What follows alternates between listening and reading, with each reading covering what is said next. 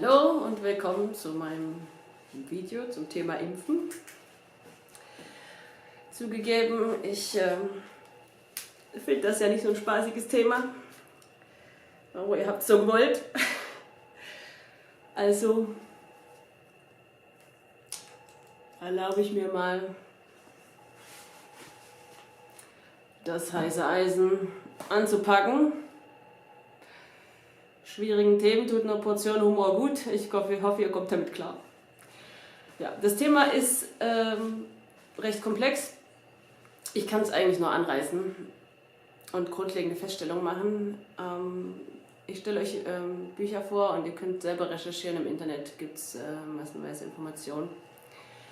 Ich habe das Video deshalb auch in 2 Teile geteilt, weil es ist dann doch länger geworden, als ich eigentlich vorhatte.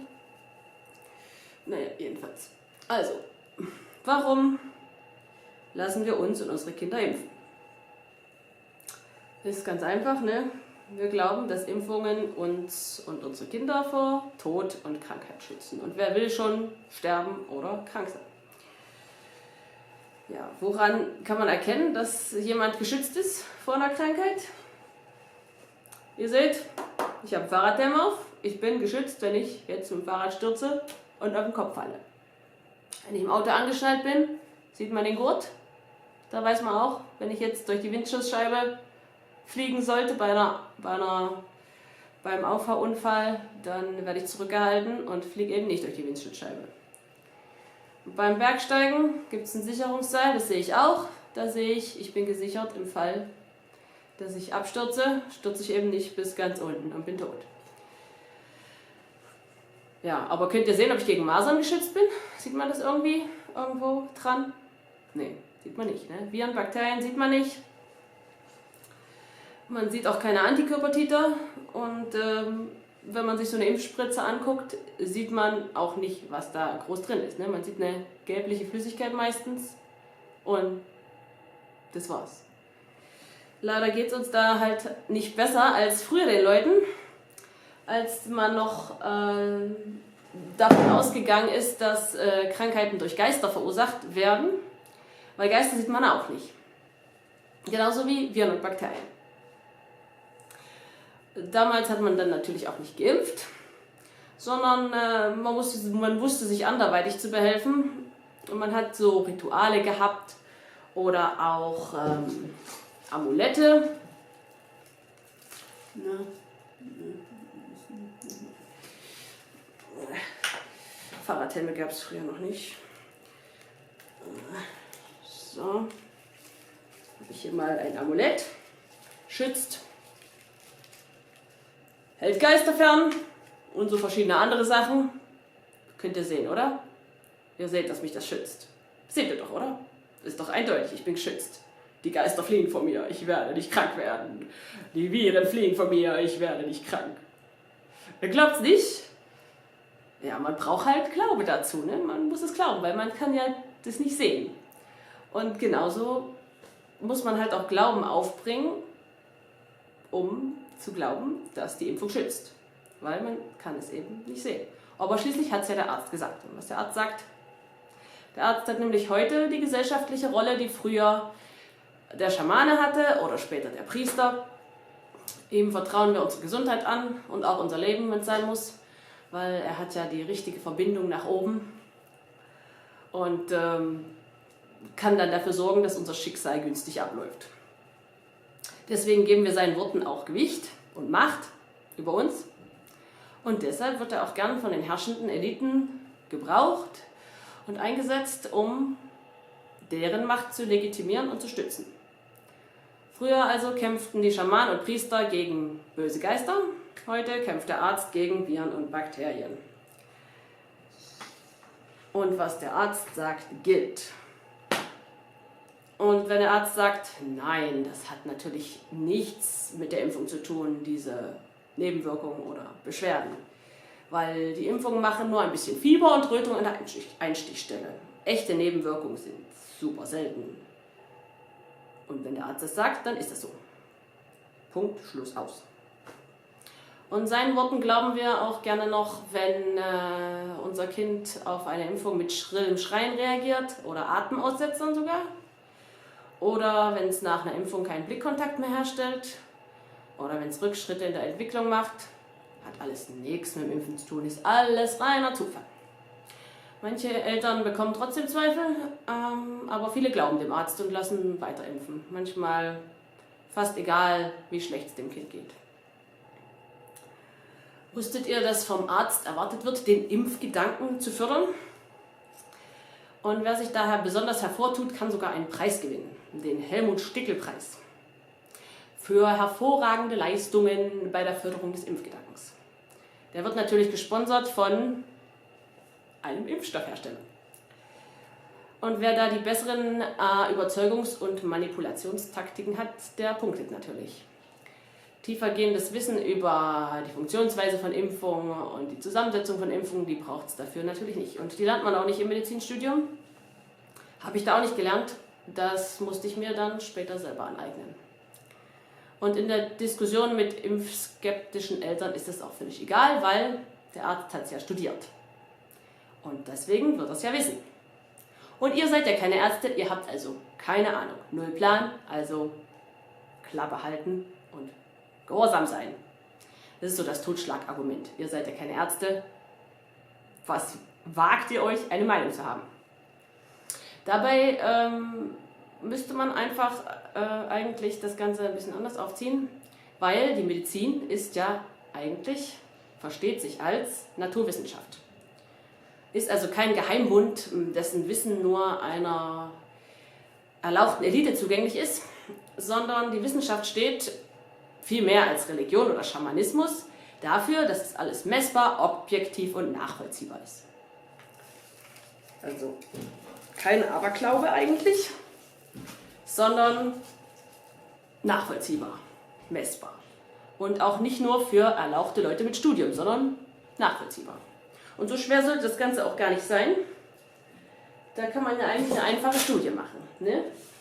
Man nimmt 1000 Kinder und impft die.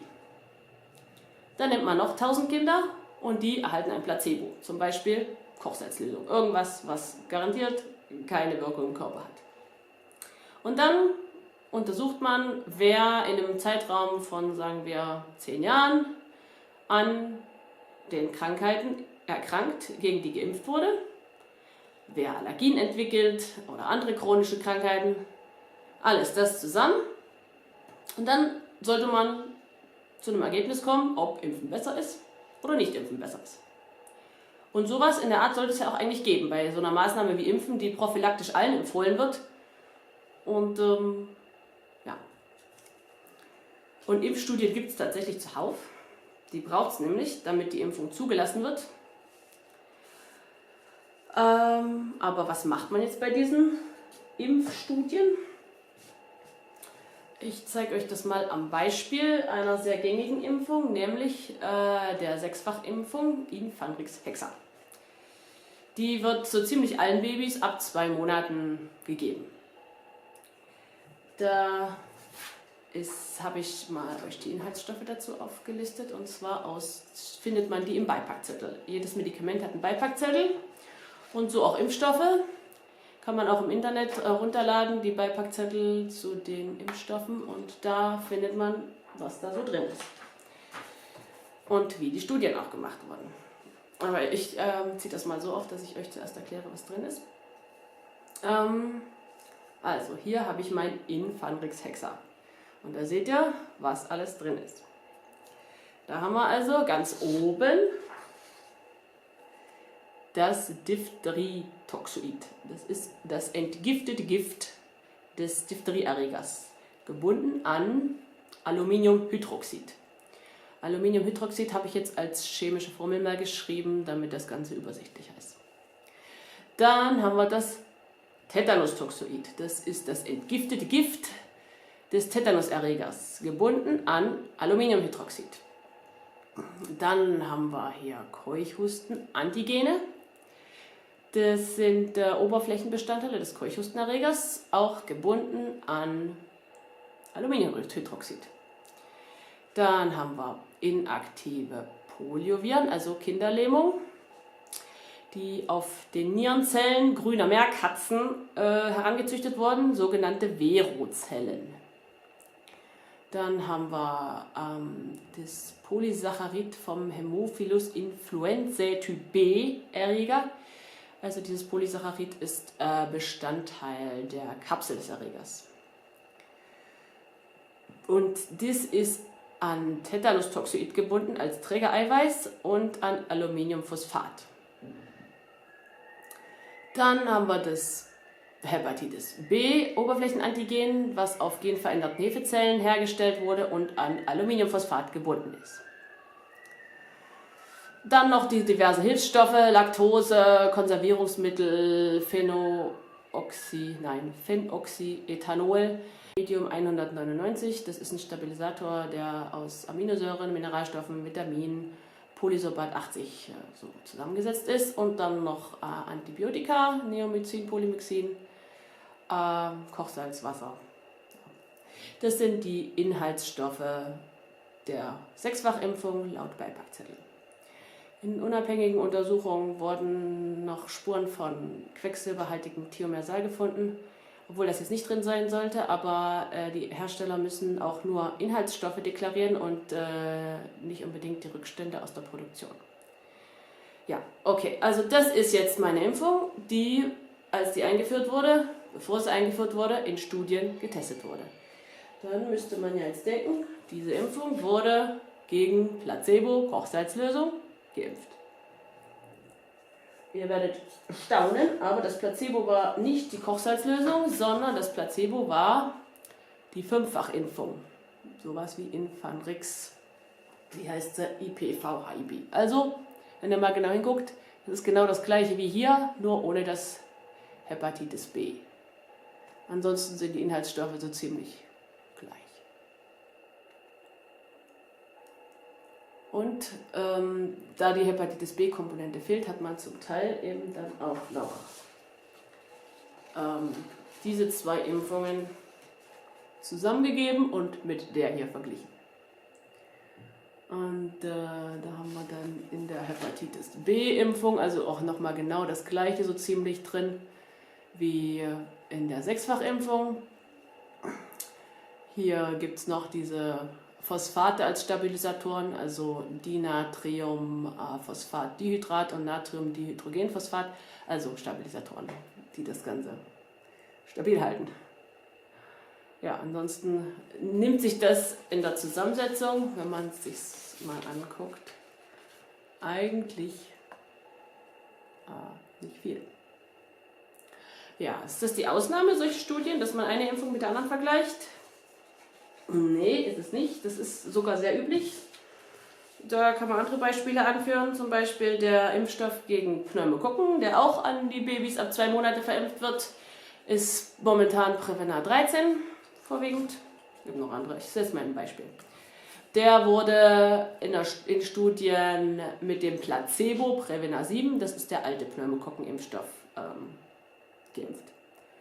Und als man Prevnar 7 in Studien untersucht hat, wurde als Placebo, was wurde verwendet? Na, ein experimenteller Meningokokken-Impfstoff. Warum auch immer. Aber Placebo, Kochsalzlösung, warum macht man das nicht? Wäre doch das ein naheliegendste, oder? Ja, also man schiebt ethische Gründe vor. Man kann ja nicht jemanden gegen nichts impfen. Dazu kommt sicherlich, dass es fast keine Studien gibt, die nicht von Pharmaunternehmen bezahlt werden. Also die Hersteller bezahlen ihre eigenen Studien. Und ihr könnt euch da einen eigenen Reim drauf machen. Ja.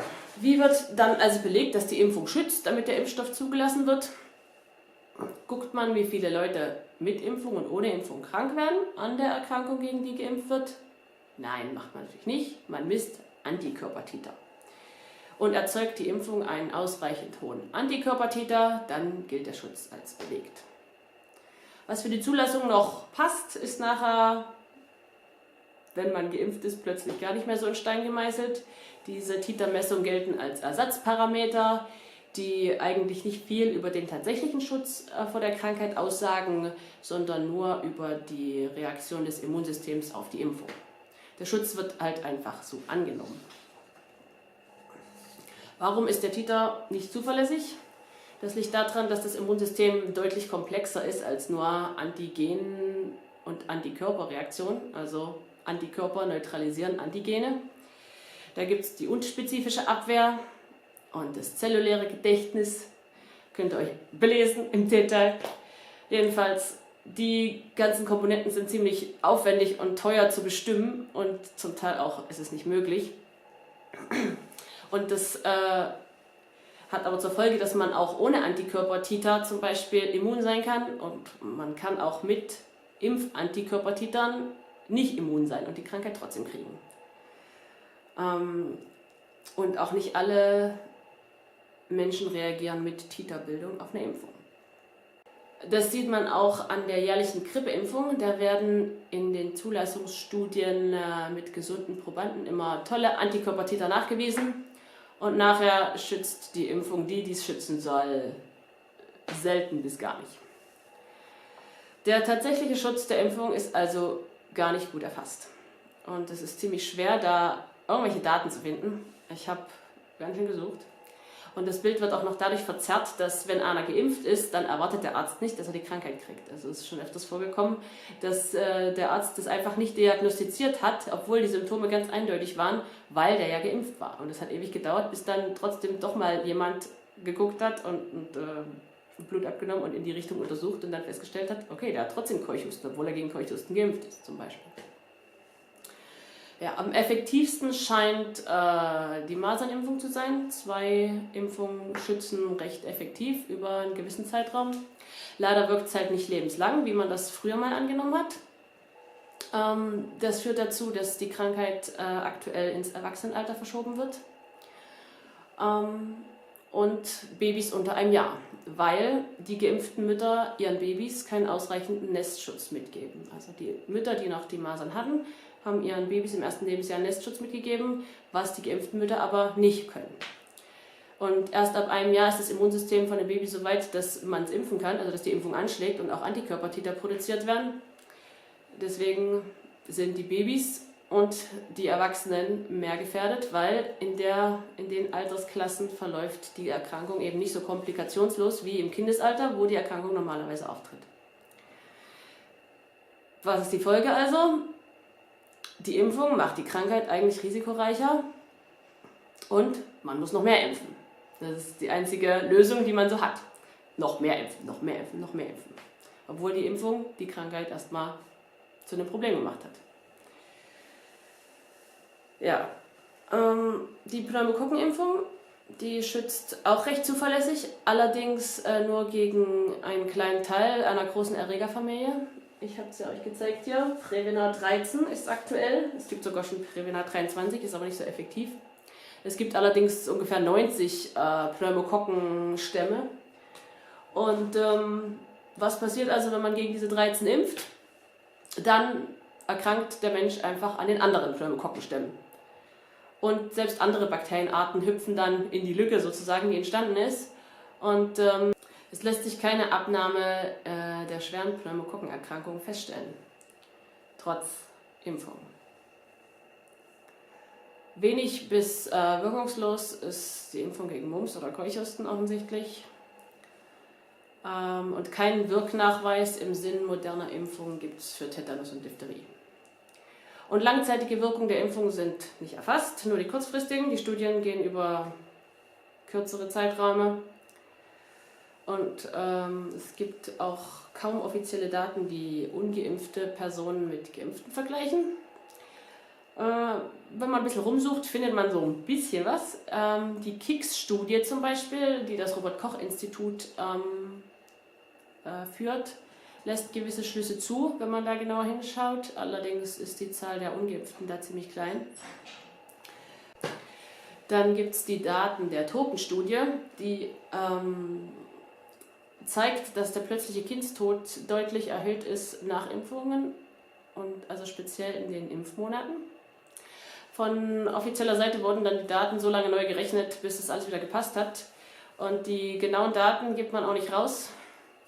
Wundert auch nicht, die Studie wurde wieder vom Impfstoffhersteller bezahlt. Ja, also man tappt so ziemlich den Duschstand und offiziell ist es nicht erlaubt, Impfungen in Frage zu stellen. Da habe ich mich also gefragt, wie kann ich denn noch Anhaltspunkte finden zu der Frage, welchen belegten Gesundheitsvorteil Impfungen denn haben. Und da bin ich auf die Todeszahlen gestoßen, die vom Statistischen Bundesamt erfasst werden seit vielen Jahren. Und daran müsste man ja eigentlich einiges erkennen können. Also wenn Impfungen, wie versprochen, Leben retten, die Krankheiten verhindern und zu Rückgang führen, sollte man das auch an der Kurve sehen.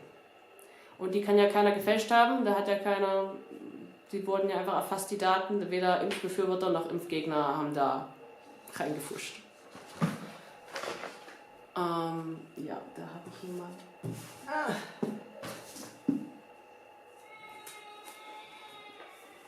Diphtherie. Ich fange mal mit der Diphtherie an. Hier sind die Todesfälle an Diphtherie zwischen 1906 und 1933. Und hier wurde angefangen zu impfen. Also, ja, die Kurve fällt ab, bevor geimpft wird.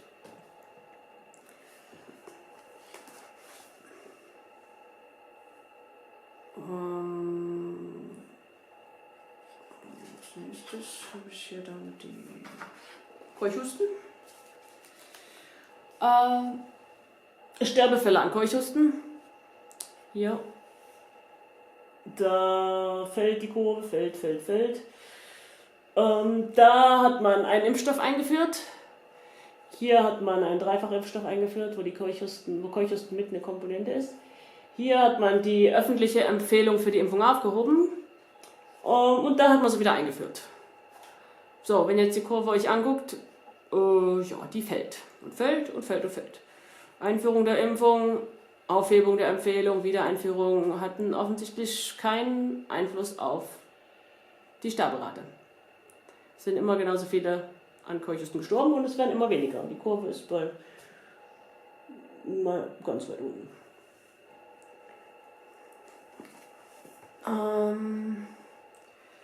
Jetzt haben wir noch Tetanus.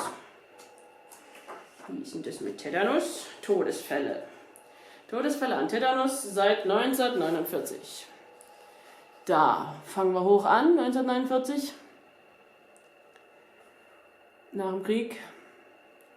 Kurve fällt, Einführung der Impfung ist dieser Kasten. Hier fangen die Impfungen an. Ja, aber ihr seht, die Kurve, die ist schon lange im Fallen und setzt sich einfach nur sofort. Und ja, die Impfungen, welchen Einfluss die hatten, ne, lässt sich jedenfalls keiner erkennen. Hier drüben haben wir auch noch Erkrankungen und Todesfälle an Tetanus seit 1962. Parallel fallen die. Einführung der Impfung hat keinen sichtbaren Einfluss auf die Kurve. Hier unten nochmal die Erkrankungen. Und 1962, die Kurve fällt einfach unbeeindruckt von der Impfung und auch ohne Impfung. Dann haben wir da noch die Masern. Es ist ja schon nachgewiesen, dass die Masernerkrankungen durch die Impfung deutlich zurückgegangen sind. Aber man impft da vielleicht auch eine Krankheit, die für uns gar nicht mehr so gefährlich ist. Weil, wenn man sich die Sterbezahlen anguckt, Sterbefälle an Masern ab 1961. Hier fällt die Kurve, hier wird die Impfung eingeführt und die Kurve fällt weiter. Also man sieht auch wieder diesen Verlauf, fallende Kurve, unbeeindruckt von der Impfung. Also die Impfung scheint jetzt nicht so den großen Einfluss zu haben an der Stelle.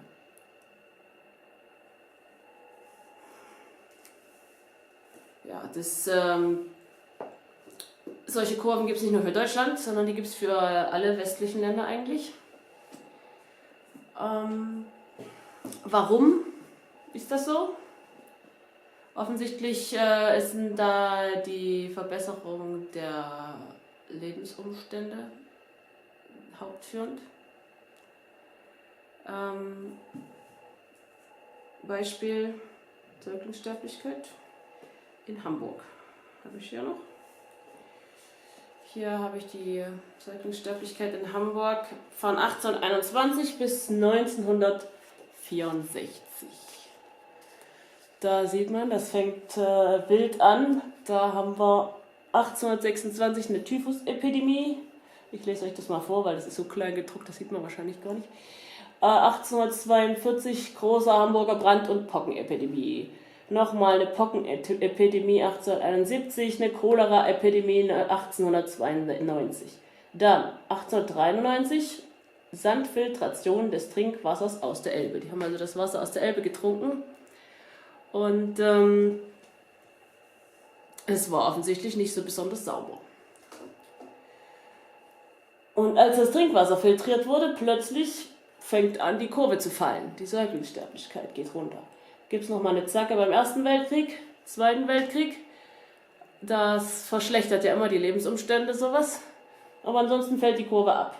Und das geht hier bis 1964, also ab da wurden dann später die Impfungen eingeführt. Also Impfungen haben hier, also die Pockenimpfung gab es ja, glaube ich, keine wirkliche Rolle gespielt. Ja, man kann also feststellen, dass die Krankheiten mit wachsendem Wohlstand einfach immer ungefährlicher und weniger werden. Diese Kurven hier, die sind in diesem Buch abgedruckt von Buchwald, Impfen, das Geschäft mit der Angst. Der ist Arzt, ist inzwischen verstorben. Das Buch ist von 2004, ist also nicht ganz auf dem neuesten Stand mit den neuesten Impfungen. Aber ich finde es trotzdem so das Beste, was man auf dem deutschen Markt finden kann. Interessant ist auch, nämlich, der hat die Pocken noch miterlebt. Und das, was heute als Impferfolg bei der Pockenausrottung so gefeiert wird, stellt er etwas detaillierter dar. Er hat nämlich dazu recherchiert und die letzten Pockentoten, die waren allesamt zumeist mehrfach geimpft. Das Bild ist also nicht ganz so, wie es uns gern präsentiert wird.